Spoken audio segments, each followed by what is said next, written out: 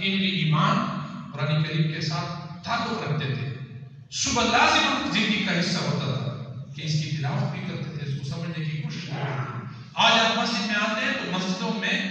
بزرگ لوگ بھی جو بزرگ عمر کے ہیں، جن کی داڑیاں سفید ہو گئی ہیں اور اللہ کے قریب پہنچنے والے ہیں، وہ لوگ بھی قرآن کریم کو ہاتھ نہیں لگاتے ہیں۔ لہٰذا قرآن کریم کو پڑھنا،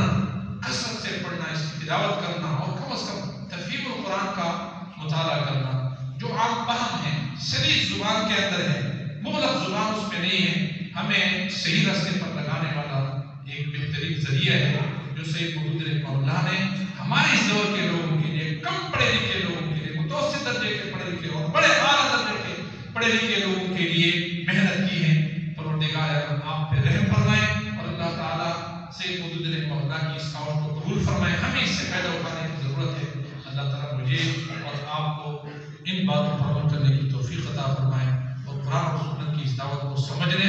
پھر اس کو ہضم کرنے، خود اس پر عمل کرنے اور پھر معاشرے کے اندر اس کی پھیلانے کی توفیق